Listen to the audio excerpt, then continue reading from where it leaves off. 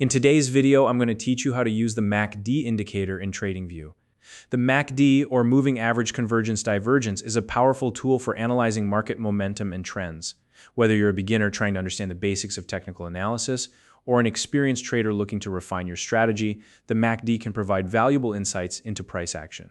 By the end of this tutorial, you'll know how to add the MACD to your chart, understand its components, customize its settings, and practice using it effectively. Let's dive in. First, open your Tradingview chart. Tradingview is an excellent platform for in-depth technical analysis, and if you don't already have an account, you can sign up using the link in the description below. Once your chart is open, look near the top of your screen for the Indicators button and click it. This is where you'll find all the technical tools available on Tradingview, including the MACD. Now, in the search bar that appears, type in MACD. Just typing MACD is enough. There's no need to type out the full name. From the search results, you'll see an option labeled Moving Average Convergence Divergence. Go ahead and select it. Once you click on it, the MACD indicator will automatically be added to your chart. You'll notice it appears below the price graph, ready for you to start analyzing. Now that the MACD is on your chart, let's take a closer look at its components so you can understand what you're seeing. The MACD has three main elements. First, there's the blue line, which represents the MACD line. This line shows the difference between two moving averages of your asset's price. Then there's the orange or red line, which is known as the signal line. The signal line is a smoothed out version of the MACD line and is used to identify potential buy or sell signals. Finally, you'll see green and red bars, which make up the histogram. The histogram visually shows the distance between the MACD line and the signal line, helping you identify changes in market momentum at a glance.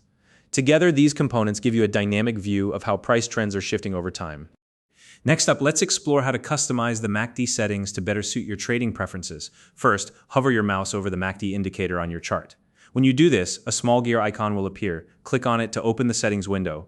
Inside, you'll see three key values you can adjust: fast length, slow length, and signal smoothing. By default, these values are set to 12, 26, and 9. These settings work well for general market analysis and are widely used by traders. However, if you're trading on shorter time frames, like day trading or scalping, you might consider lowering these values for faster signals. On the other hand, if you're analyzing longer-term trends, you might increase these values for a smoother, more comprehensive view. Don't be afraid to experiment with these numbers to find what works best for your specific trading strategy. Just keep in mind that any changes might affect how you interpret the indicator. Now that your MACD is set up and customized, it's time to practice using it. Spend some time observing how the MACD lines and histogram move in relation to price action on your chart. Pay attention to moments where the MACD line crosses above or below the signal line, as these can indicate potential buy or sell opportunities. Also, watch how the histogram changes size and color as the momentum in the market shifts. These observations will help you understand how the MACD reflects momentum and trend strength in real time. For the best results, practice applying the MACD to different assets.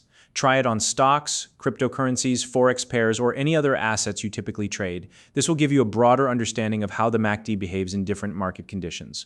The more you practice, the better you'll get at interpreting its signals and integrating them into your trading decisions. If you found this video helpful, please like and subscribe.